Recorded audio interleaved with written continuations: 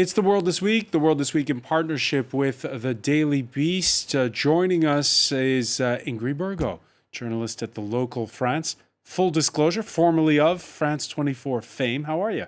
Good, thank you. How are you? Welcome back. Thank you. Welcome back as well to freelance reporter Gregory Viscusi. Busy week? Yeah, reasonably. Reasonably, okay. Was it a reasonably busy week for Anne-Sylvaine Chassani, the world news editor of the Financial Times, who joins us from London? Yes, always very busy. Very busy. Okay, I'll take note of that. The World This Week on Facebook and Twitter. The hashtag is World This Week. Let's begin with what is a flashback, if you will, to grimmer times for the city of Paris. Two suspects being questioned earlier after the stabbing of two outside the headquarters of the satirical newspaper Charlie Hebdo. We heard screaming in the street. Clearly it was screams of terror. And one of the men who work here came out, and very quickly we understood that someone had been attacked. We realized that someone had been stabbed next door. He was taken aside for emergency treatment. Ingrid Burgos, since then we've had a reported confession of an 18-year-old born in Pakistan. We've also found out that the two women were on a cigarette break, or the two people were on a cigarette break outside Première Ligne Productions of Paul Moreira, often a guest on this Friday show here on The World This Week. His offices are on the same floor where Charlie Hebdo used to be. Your reaction when you first heard that this was happening and that Paris was again under lockdown in parts? Well, I think as everyone, it's a somber reminder of what happened 5 years ago with the Charlie Hebdo attacks. But what's also important is all the things that we don't know right now, because yes, it happened outside the Charlie Hebdo attacks, but the people that were attacked were not Charlie Hebdo journalists. They were from Première Ligne, which is another media sharing what you said. And we also don't know a lot about the motives of the attackers right now. It's very early days. I think it's important that we stay prudent so that we don't say things that might afterwards have consequences and turn out to be false. In the beginning, when this happened, we reported, us and all other news outlets, that there were 4 people that had been attacked because that's what police said, and then the police corrected it afterwards. I think it's really important in these kind of incidents that we kind of keep cool.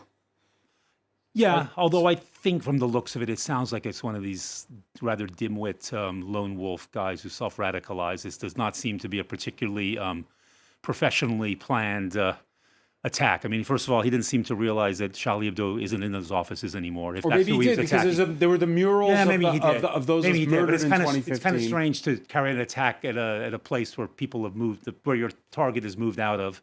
He then was arrested because he splattered with blood wandering down to Bastille. So, I mean, yeah, it's worrying that you have these sort of lone wolf people who self-radicalize. On the other hand, this does not seem to be something that was, guided from, ISIS or Al-Qaeda or any group that I think probably would have done a more terrifying job than what this guy managed to do. All right, whether or not Anne-Sylvaine Chassani, it's sponsored by quote-unquote Terror Incorporated, it's happening in a context. Right now, we've had since the start of the month the trial of alleged accomplices of those who carried out the 2015 attacks, and the satirical newspaper itself, on the eve of the trial, republishing cartoons of the Prophet Muhammad. But a lot has changed, as Ingrid said, in 5 years.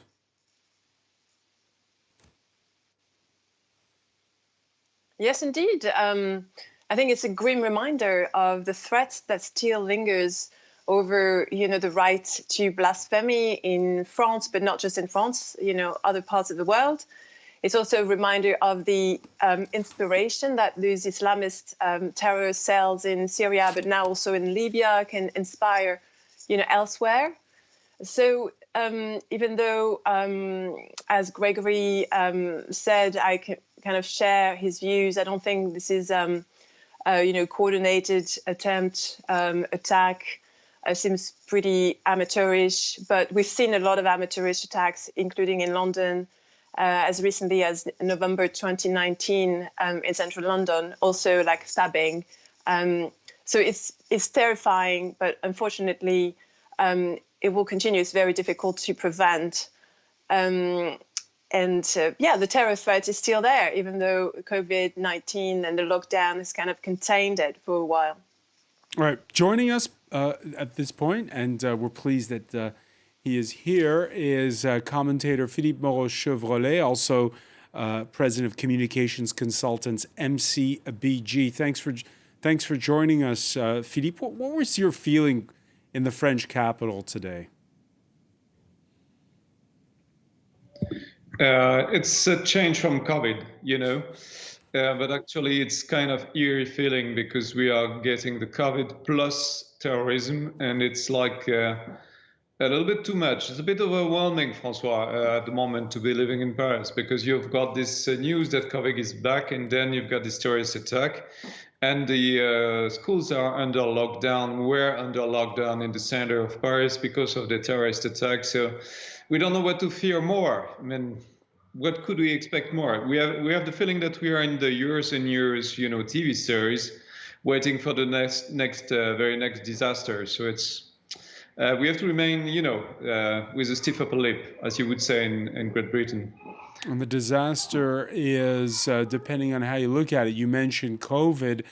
We're starting to see the postponement of operations, red flags going up everywhere on the part of health officials across France. And so we've seen, a tightening of rules. It's last call for drinks at the bar after 10 p.m. in Paris starting next week.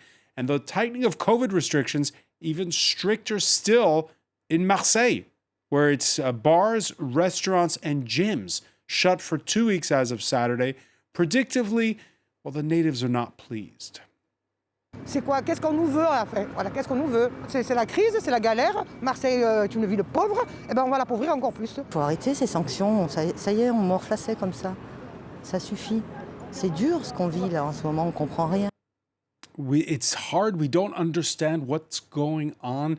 Ingrid Burgo, A, is there a messaging problem? And B, is this some sort of kind of a tribal rivalry between Paris and Marseille?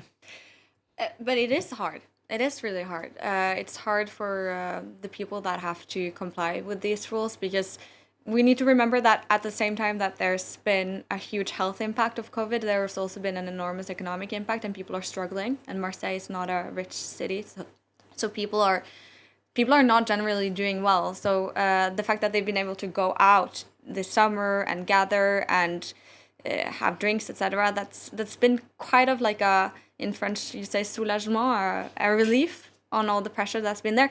That said, what's really important to see now is the hospital numbers. It's not going well. It's really not going well. It's not going well at all. And Sylvain Chassani, the Financial Times this Friday, you published a story about Marseille, and the graphs are very sobering. You can see the death rate has gone up, the hospitalization has gone up, and yet the local officials are claiming they're being victimized. And as you heard from those citizens, they feel the same way. Yes, it's very, it's striking to see that in Marseille. You see it also in Madrid. You're starting to feel that people are getting more and more reluctant to comply with harsh restrictions because of the economic fallout of those restrictions. But yes, you can see that on the ground. You have a deterioration of the pandemic, the epidemic. What is tricky for local authorities and central government alike is when to react. So restrictions had been, put in place a few days ago in Marseille, and you need some time to see the effect. So I think the local officials are arguing that you need a little bit of time to see whether those measures take effect, have any impact. And then the central government is hang on, trying to be more cautious. And Sylvain, hang on a second. Your article shows it. It's not a question of waiting 2 weeks. The hospital beds are filling up now in Marseille. Yeah, they are.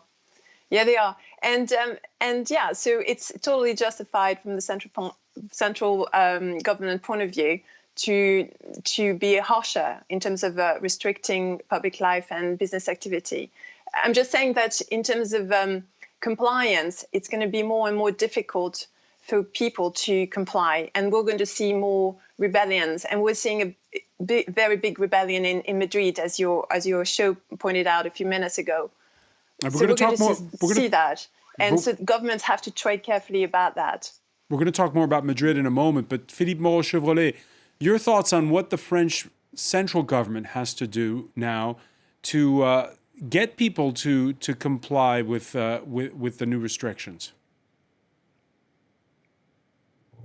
It has to become clear in its communication and to, portray the real situation as it is with clear signs, clear figures, numbers that would appear really helpful in order to understand the situation.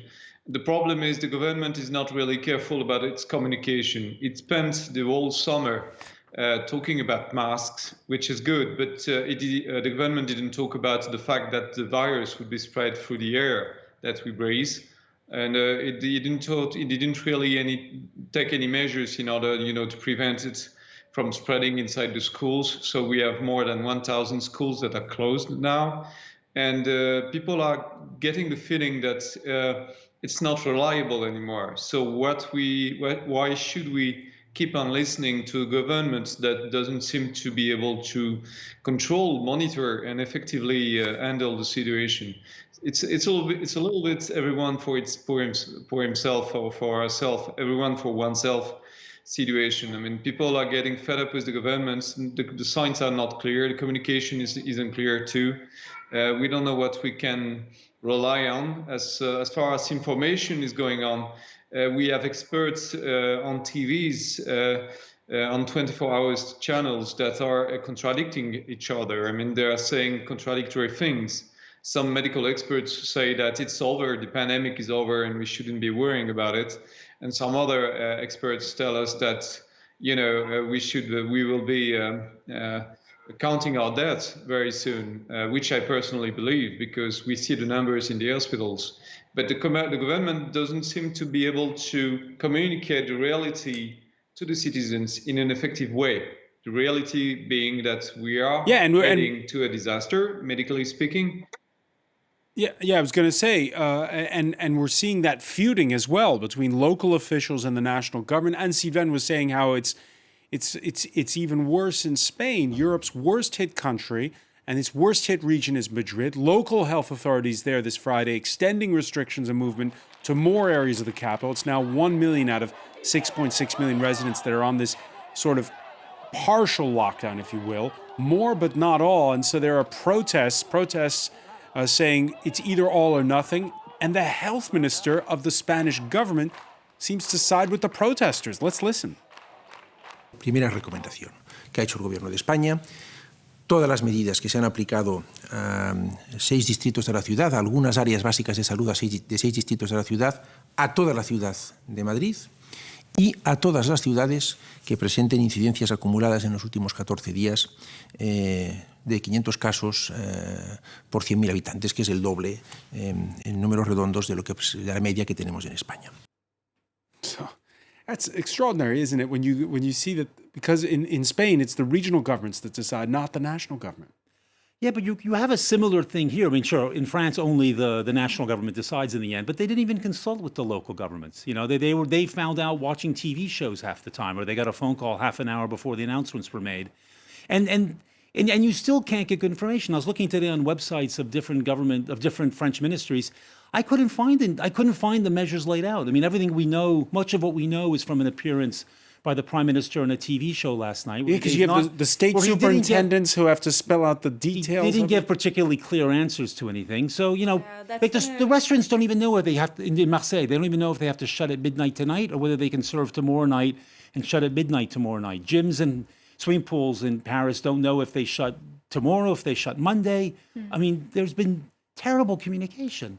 Yeah, I think the balance that they're trying to strike, the government, is to kind of like decide something and then give power to the local authorities so that they can thrash out the details themselves, right? So in Paris, for example, right now, they're trying to figure out what's a bar and what's a restaurant, because as of Monday, bars need to close at 10. But if you serve planche and some like nibbles and that kind of stuff, are you then a bar or are you then a restaurant, right? So they're trying to like walk the lines. So it's, yeah. And then they've never really explained why these specific measures. I mean, take gyms and pools in Paris.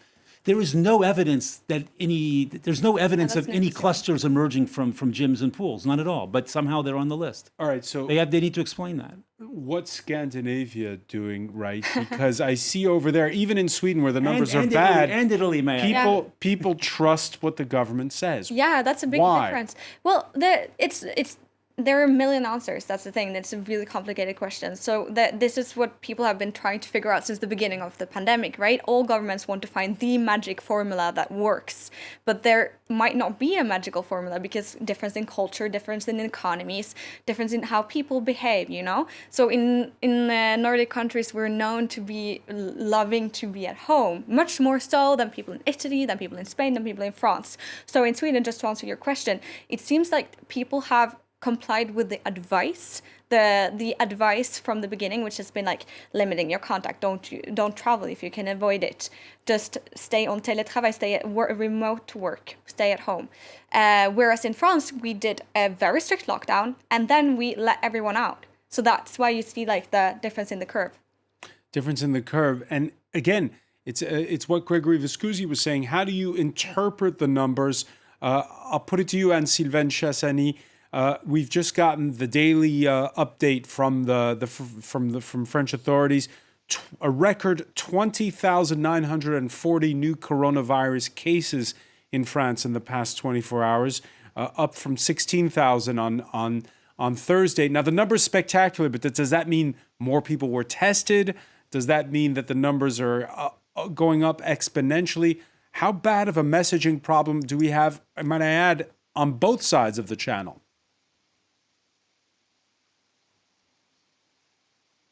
Yeah, well, so clearly we're seeing a spreading of the disease again.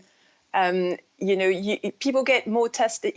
Testing is one thing, so you catch more cases. But if you look at the positivity rate, so it is increasing. So you can see that the disease is actually accelerating among the population, and you can see that in the UK as well.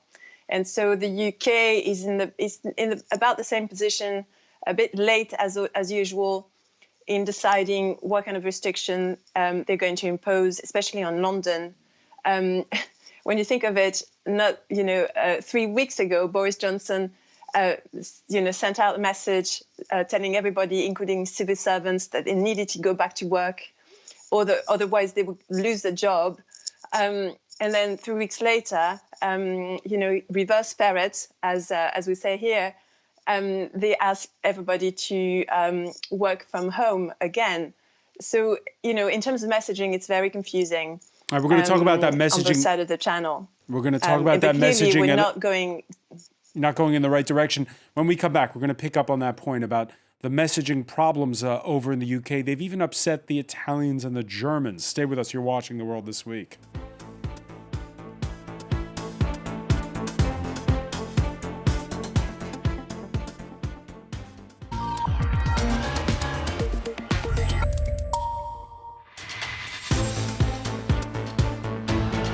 Welcome back, or welcome if you're just joining us. It's The World This Week. The World This Week in partnership with The Daily Beast. We're joined by Ingrid Burgo, journalist at The Local France, local.fr, right? Yeah, that's exactly. it. All right, here we go. Freelance reporter Gregory Viscusi is with us in the studio.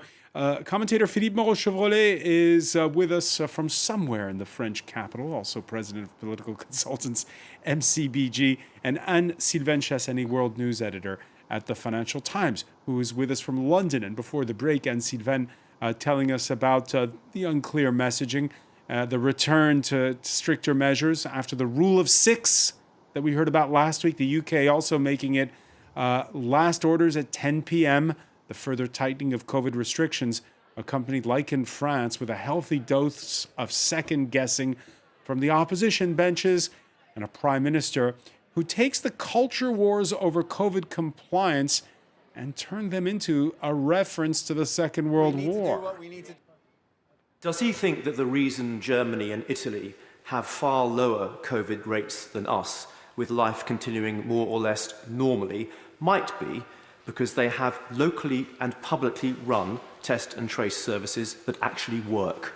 No, Mr. Speaker, I don't. And I think the continual attacks on local test and trace and what the NHS test and trace have done are undermining and unnecessary. And actually, there is an important difference between our country and many other countries around the world, and that is our country is a freedom-loving country, Mr. Speaker. And if you look at the history of this country over the last 300 years, virtually every advance from free speech to democracy has come from this country. And it is very difficult to ask the British population uniformly to obey guidelines in the way that it is necessary. So before we talk about the German and the Italian reactions to that, and Sylvain, is he effectively saying, well, we're going to put guidelines down, but some of you won't respect them, but that's okay because that's what democracy is all about? Yeah. Yes, that's such a terrible argument, isn't it? So if you want to send a message, follow the guidelines. Don't say, oh, this is normal, we're just like this, we don't obey guidelines. That's really terrible messaging. See that? The disorderly Gregory Viscusi, the disorderly British as opposed to the disciplined Italians. By the way, let me just read you what Italy's president said. He Mattarella was not amused. Sergio Mattarella saying, we Italians also love freedom, but we also care about seriousness. And they're being pretty serious in Italy, and it shows up in the numbers. I was there this summer, and people are pretty common sense about things. You know, they're not paranoid, but, you know, if you go into any closed place, you put on the mask. I got told off on a train because my mask wasn't fully over my chin. Someone came over and reminded me to pull it over my chin. And they've got good tracing, which is what the question from the MP was about. That, you know, when they saw that there were cases coming out of nightclubs because they caught it through testing, they quickly shut down nightclubs. So, you know, other things went on. You can still go to the gym or a swimming pool in Italy, unlike Paris now. But they shut down the places where they were able to prove that infections were coming out of. So, they have been quite serious about it. Philippe Moreau-Chevrolet, Boris Johnson, again, sort of with his unfortunate reference to World War II there, also making it sort of a nod to populist sentiment in his own country. Again, is that going to go down well with voters?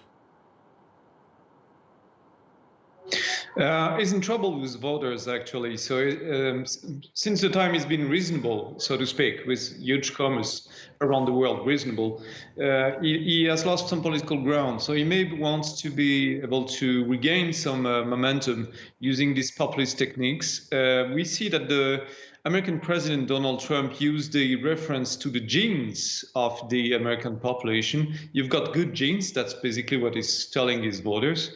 And this one, Boris Johnson is trying a little bit the same thing.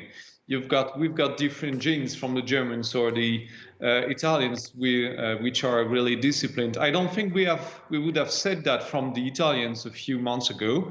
But apparently they have become the most disciplined nation on earth. The French are the undisciplined ones, I guess. I think it's a lot of BS, so to be more politically correct. But that's the kind of argument you use when you don't have anything else to say. And when you don't want to acknowledge what is actually the truth, meaning that the tests indeed failed in UK as in France because we didn't know how to organize a proper testing. In Italy, they knew how to do it, and in Germany too, and we didn't know. And you have to be very humble about these things because apparently we learn new things about the illness and the disease every day. All right, let's take a look at what the truth looks like in Belarus. First, though, sometimes it all hinges on a split-second decision. Dateline Minsk, Wednesday evening, just after Belarus President Alexander Lukashenko has had a surprise inauguration sparking protest. Now watch this protester leg it. Riot police are in hot pursuit. An anonymous cab driver becomes hero of the day by choosing to side with the demonstrator and making his getaway. Ingrid Burgo, your reaction to that video. That's fantastic. Good on him. But what does it tell you about Belarus today? If the cab driver, if your first reaction is to do that, to speed up and then just take the protester and drive away, I reckon the situation is not great right now. It's the first time I'm seeing it. I just need to say hooray for this cab driver. Now, this is a president who claims to have won with 80% of the vote. And yet we were all surprised when we saw the dispatchers coming in that he'd had his inauguration Wednesday. It wasn't secret, he insists. The president's motorcade untraditionally drove all over the city, said Lukashenko. People saw it, so there is no secret.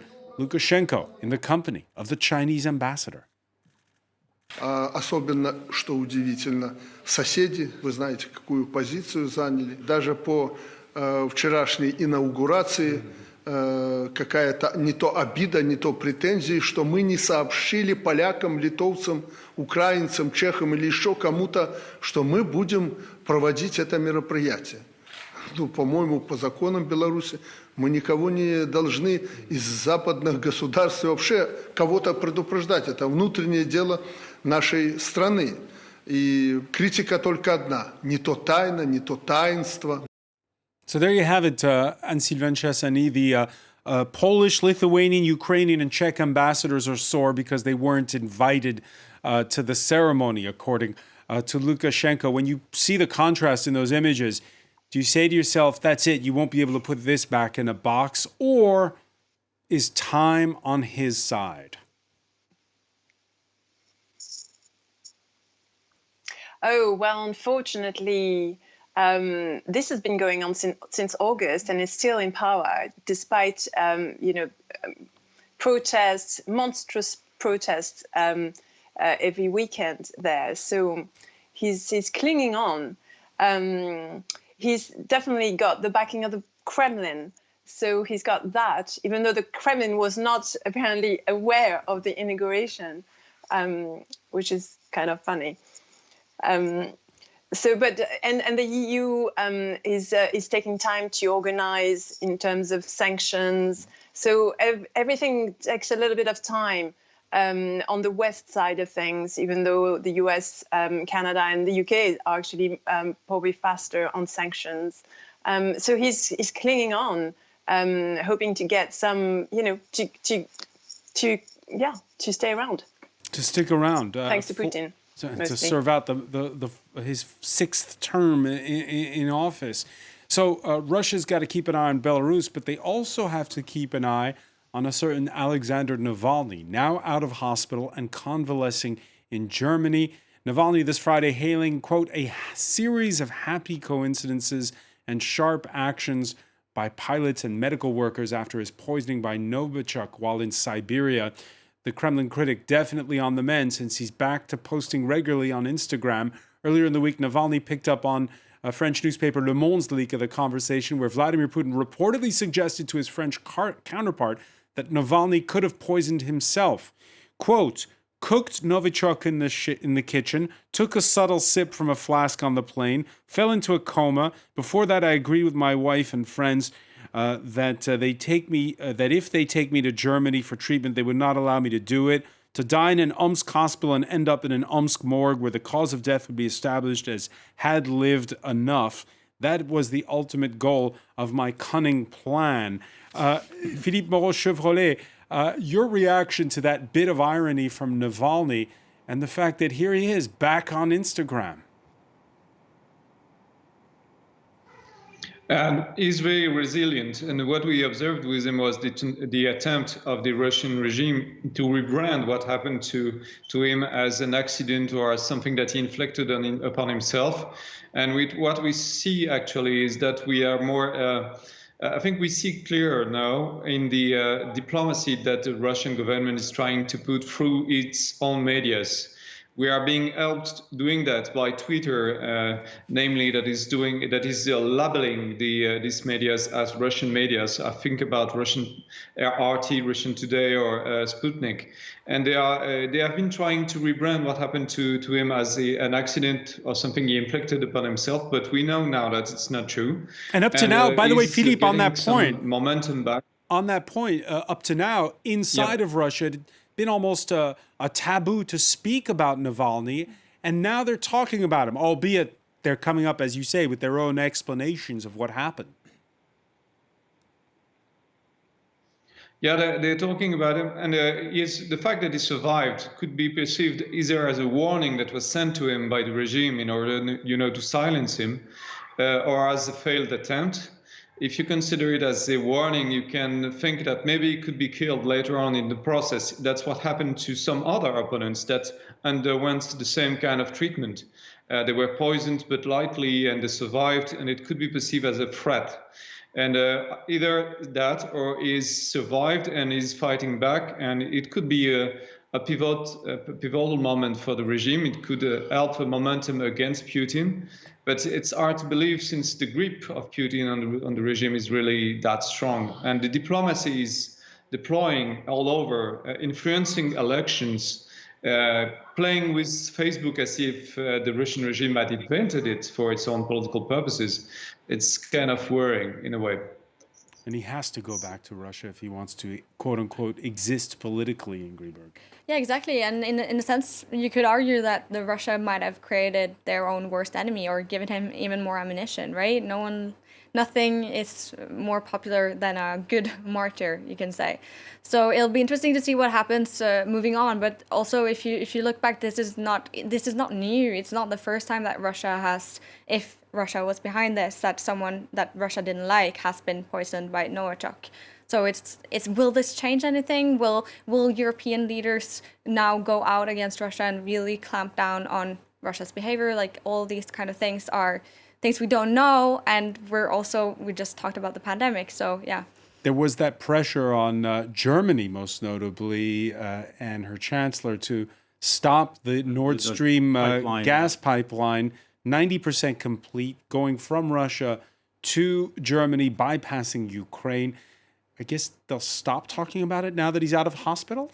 I presume. I really don't think that, the Germans have sunk a lot of political capital and capital into that pipeline, that I just don't see them stopping it at this point. On the other hand, what can the Europeans do about this? I mean, are you just going to treat Russia as a complete outlaw nation and have no relations with them, or do you put up with this kind of stuff? And I don't see an easy way to balance those two sides.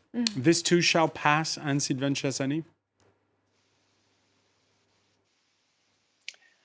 I think Europe needs to react. Germany is Merkel in the beginning had a pretty fiery rhetoric against Russia and the Kremlin over Navalny. Europe will have to react to this. We were talking about ban chemical weapons. I hope they'll do something, because otherwise the credibility of the EU is going to be very, very poor. I think it's also going to question Macron's strategy towards Russia. He's been a pretty isolated proponent of a rapprochement with Putin in Europe. And I think now he's realized that it's really not bearing any fruits. And this is not the way to handle President Putin. This, Belarus, Erdogan in Turkey, I think the EU really has a lot of hot topics, and they probably need to react harsher and, in a more united way. Right. The European Union has hot topics on its plate. What about over in the United States, where this Friday it was all eyes on the U.S. Capitol, and the first woman ever to lie in state at the rotunda there, Congress paying tribute to Supreme Court Justice Ruth Bader Ginsburg, the progressive icon who passed away 1 week ago at 87. Her ill health was no secret, but the timing of her death, 6 weeks before Election Day in the U.S., raises the stakes to a whole nother level.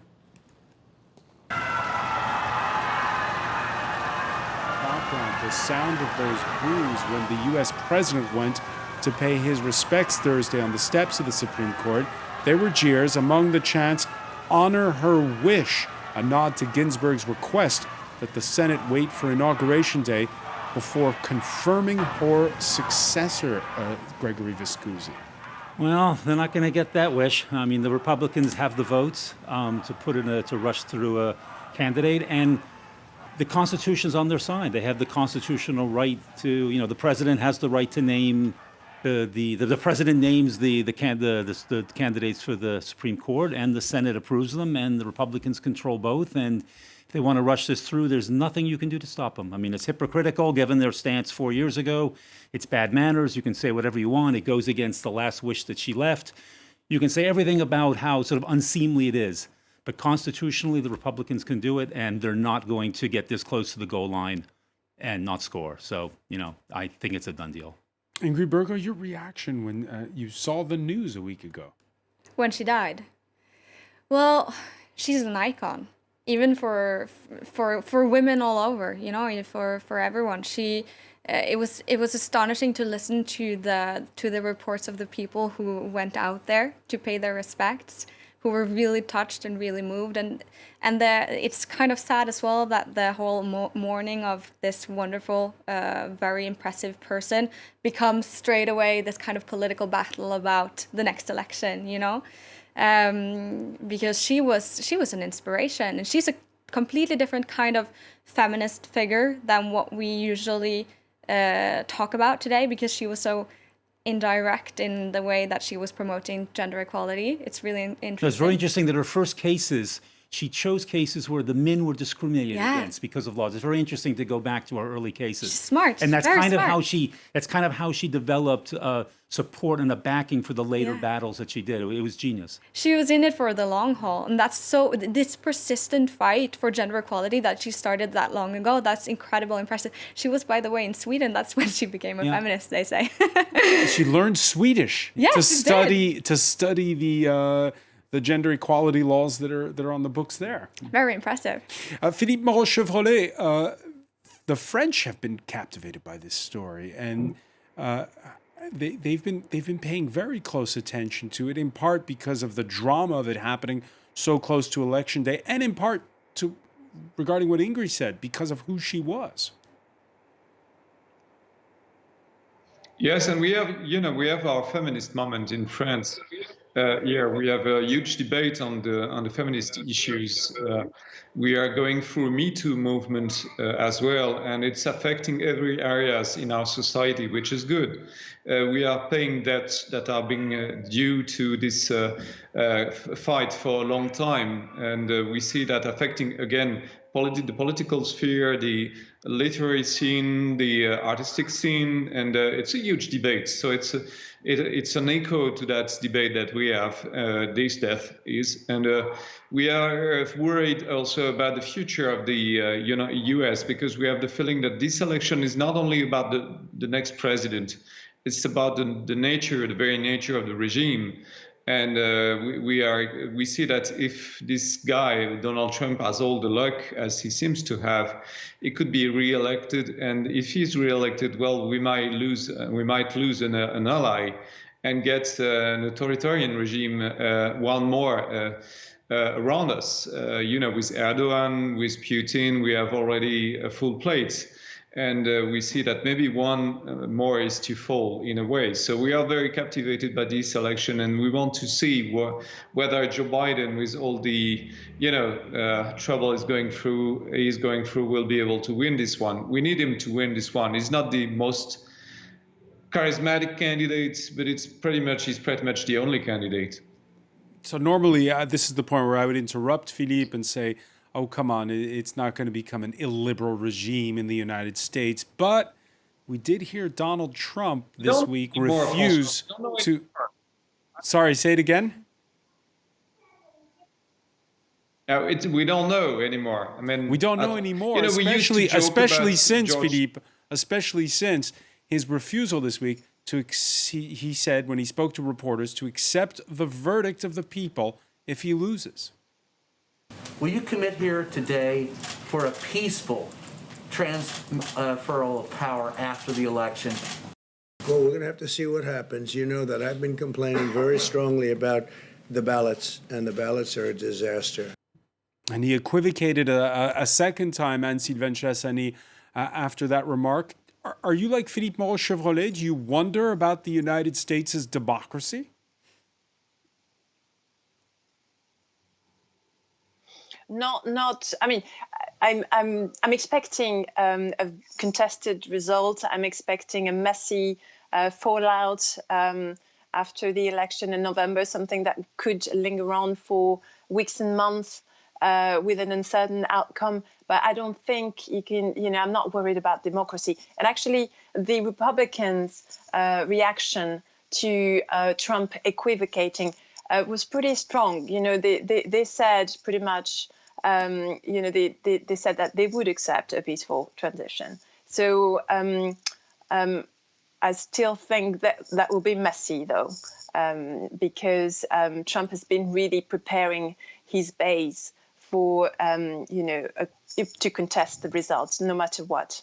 So, Gregory Viscusi, we've got the naming of Ruth Bader Ginsburg's successor, and then next Tuesday, there's going to be that first presidential debate between Donald Trump and Joe Biden.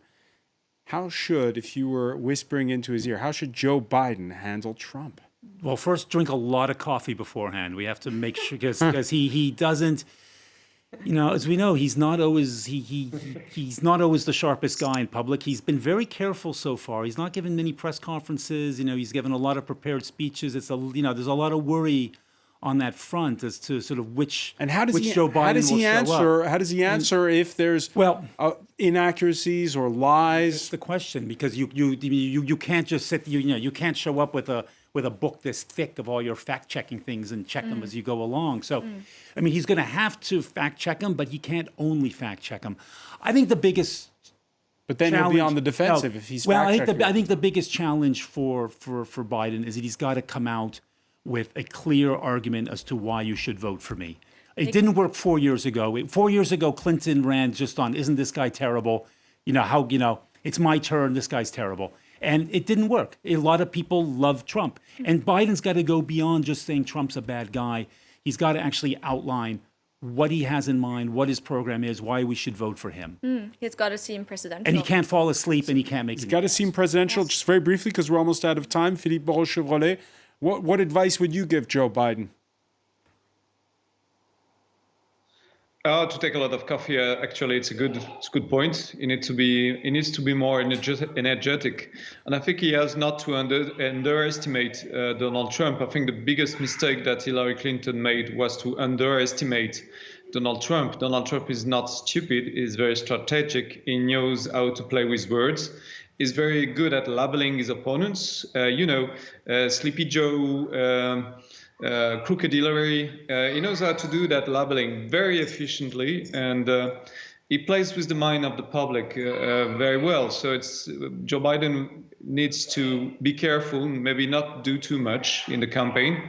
He needs to be likable. He needs to be presidential. He needs to be more Obama than Joe Biden in a way. And it's so difficult to be I don't get why we don't have a better Democratic candidate. It's the same debate that we had during one the last that election. one that we'll have going forward, Philippe. Unfortunately, we're running short on time, but I want to thank you for joining us. I want to thank Anne-Sylvaine.